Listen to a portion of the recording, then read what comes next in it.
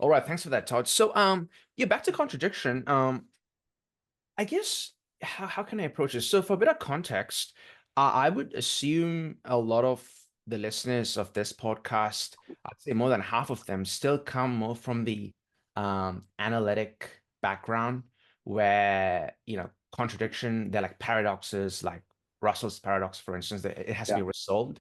And also, I don't know if you're familiar with people like Graham Priest who work on for dialectic, sure. Yeah, so, yeah, and paraconsistent logic and whatnot. So, and some people you have even called Graham Priest an Hegelian, which I don't think that's the case. Uh, right. yeah, but Yeah, what I I don't was going to either. ask was Yeah. like yeah, so your kind of contradiction, how does it differ more of the kind of the contradiction that someone like, yeah, an analytic philosopher like Graham Priest may deal with, or even the paradoxes that you see, Russell's paradox, Zeno's paradox, and what the Yeah. kind of what you put forward through this kind of Hegelian lens. Yeah, actually, it's interesting because I've had some contact with Graham Priest actually, because I think they wanted me. He and a group of people wanted me to contribute. I just didn't have time to do it, but to contribute to something on contradiction that they were doing, like a collection they were putting together, and I was going to bring the Hegelian perspective. But I don't know. I for some reason I didn't do it. I don't know why I didn't do it. But I think that I think the differences, and so there's a whole controversy about Hegel, right? So about his take on contradiction and especially his take on the principle of non-contradiction. So uh, there are certain people that think he just doesn't accept it at all, right? Like he just doesn't, he just rejects the principle of non-contradiction. And I think that can't possibly be, and I think that's in a way that's Graham Priest's position, although it's like there's certain it's he like locally accepts it in certain places, right? I mean, that's the whole idea of paraconsistent logic. But I think that can't be right, and I think that at least in terms of Hegel, and then there are other people that say no, he absolutely accepts the principle of non-contradiction and just follows it totally. But I also think that can't be right because of the way in which he's constantly giving contradiction ontological status. So I think what it is that he this is I think this seems to me it has to be the case that he follows the principle of non-contradiction to the point at which it breaks down. So I think that's why certain he didn't have access to these like the Russell's paradox, obviously, just because he died before, uh, or the Barber's paradox, or any of these interesting paradoxes. But I think what he did have access to was the Kantian antinomies, and I think they were really I think that the Kantian antinomies influenced Hegel maybe more than anything else. And I think and then he has this great line where he says, "Look, Kant just had too much tenderness for things, right?" And he thought because he attributed these antinomies, these contradictions to our reason, and didn't think that okay, you're reasoning out some problem, and if you run into a contradiction, then Hegel's idea is there must be some material reason for you to run, unless you're just fantasizing, and obviously you're not, or Kant wasn't. There must be some material driving force for that contradiction, and that's why he refused to say, "Oh, it's just a contradiction of pure reason or an antinomy of pure reason." Instead, that's revelatory of things, right? So I think that for Hegel, the principle of non-contradiction, if I can put it this way, applies until it doesn't, right? Like it applies until it reaches the point at which we see that it doesn't work. Like we trace it all the way to the end. Like say, does the world have a beginning in space and time, right? Like, okay, you trace it out and then you end up with a contradiction. And so I think that's for Hegel, those are real contradictions. And you get to them not by just abandoning the principle of non-contradiction, but by following it. So I think that's what's really just really fascinating about his thinking to me is that he he he derives contradiction not by just trying to accept it, but by trying not to accept it. And that's how he and that's why I think Russell says he takes contradiction too seriously. And I think that's what's radical about him as a thinker. And I think it differentiates him from Marx, because for Marx, contradictions have to be resolved. And I think you're right, like the whole in the analytic tradition, either you quadrant off contradictions to a certain position, right? And then the rest, then you can think logically in the rest of your your thinking, or you just reject it altogether. You accept the principle. So I think that that's what's different about Hegel, is that he pushes the principle of non-contradiction to its endpoint, and then finds that it doesn't hold up. And I think that again, I think that that's singular about him as a thinker. Yep, yep. That's a very good way of putting it, because it's like it's sort of like Hegel he always finds the solution in the problem, but in this case, Yes. in some sense, he finds the problem in the solution, as in he works through the solution of following the principle of non-contradiction and arrives at this place you can't go beyond in some sense. Yeah. And then that's the answer for him. And I think that's what's interesting, the difference between Kant and Hegel, right? Like Kant, for Kant, he's like, well, wait a minute, our thinking is screwed up here because it's got to a problem that it can't resolve.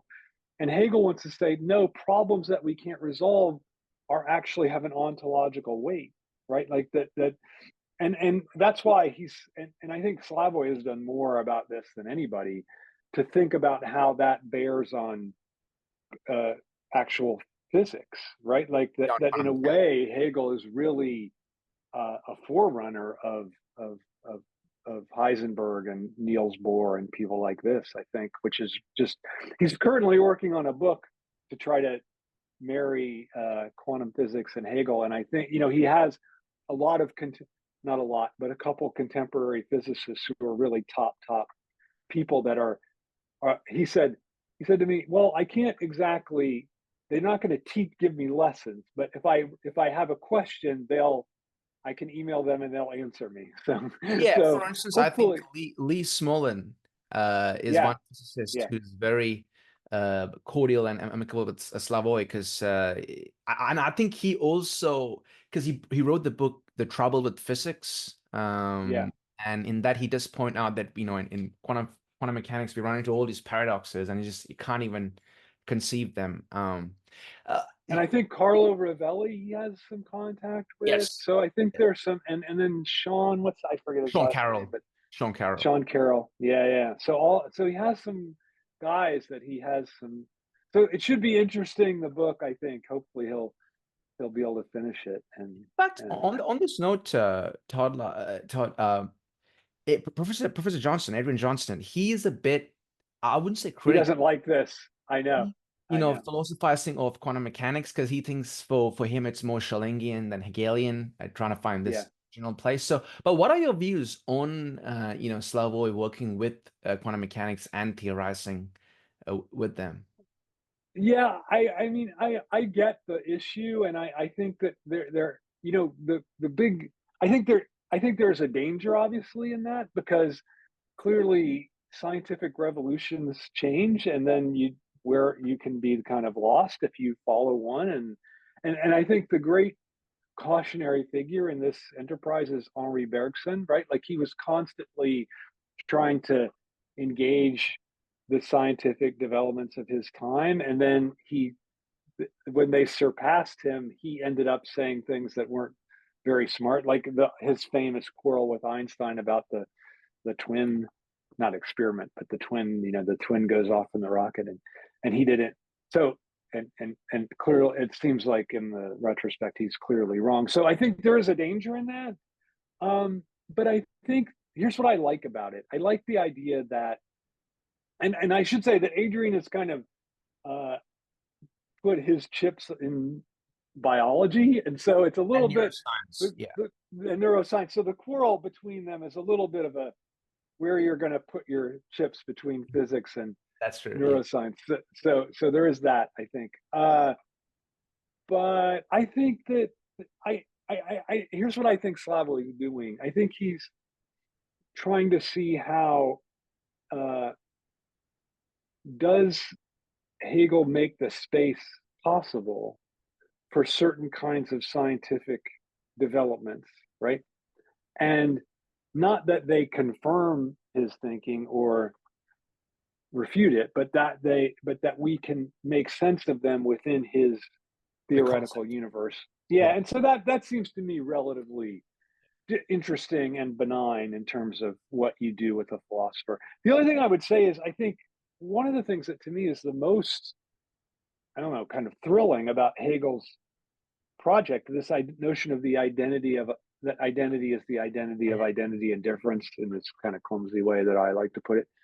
Um, that that in the 20th century, it became clear that like we're all just this notion that we're all the time shedding molecules and taking in like they had no idea of that, and yet there's a that to me that's one of these real like concrete ways that Hegel just makes sense in just in a purely physical material way, and in a way that he could never have anticipated. But I mean, the only way he anticipated it was he thought his example is eating an apple, right? Like at what point is the apple is other, it's different, and then you eat it, and then it's like it's still other, it's in you, it's in your stomach. At what point is it you, right? And so his and that's the only way he anticipated. But I think I think that is one of the offices of philosophy, is to try to can it can it allow us not to,